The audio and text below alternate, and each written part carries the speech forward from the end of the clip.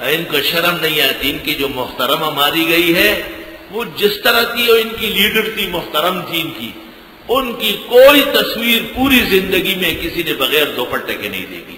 یہ اس کی ایک منقبت قابل ذکر ہے. کبھی بھی بغیر دوپٹے کے نہیں رہے. کہیں بھی آپ اس کی تصویر دیکھیں سر پر دوپٹہ ہو. اور ایک دفعہ وزیر اعظم ہونے کی صورت میں اس نے باقاعدہ نوٹیفیکیشن جاری کر لیا کہ عورتیں مردوں سے ہاتھ نہ ملائے، عورت اور مرد کا مصافحہ نہ جائے. وزیر اعظم پاکستان کی حیثیت سے پاکستان کے آن ریکارڈ بے نظیر صاحبہ کا نوٹیفیکیشن موجود ہے. اپنے من میں ڈوب کر پا جا سراغ زندگی، تو اگر میرا نہیں بنتا نہ بن، اپنا تو بن. کم از کم جس کی شہادت کے مزے میں آج تم وزارت حکومتیں کر رہے ہو ان کے نقش قدم پر چلو، تب بھی کافی بہتری واقع ہو جائے گی، کافی بہتری. اور بی بی صاحبہ نے دختر مشرق میں لکھا ہے کہ مجھ پر دباؤ تھا علماء و طلباء و مجاہدین کے خلاف کام کرنے کا. میں نے دباؤ کو قبول نہیں کیا.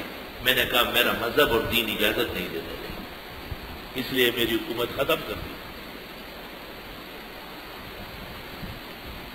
اللہ تعالیٰ نے مغربی طرز زندگی میں بھی بعض لوگوں میں غیرت پیدا کی.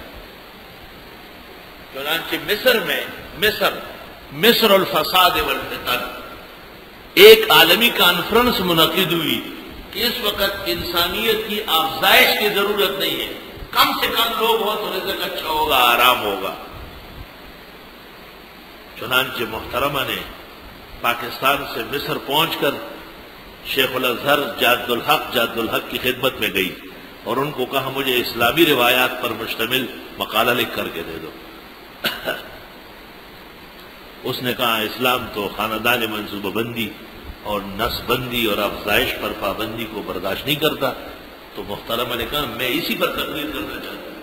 چنانچہ انہوں نے ایک مقالہ لکھ کے دیا، اس کی انگریزی کر دی گئی اور وہ مقالہ اس نے وہاں کھڑی ہو کر سنایا.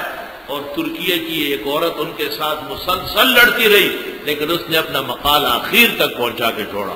اس میں یہی تھا کہ یہ جو آپ نے کانفرنس منعقد کی اور آپ ضبط تولید چاہتے ہیں، یہ اسلام کے اور انسانیت کے خلاف سازش ہے، یہ غلط طریقہ ہے.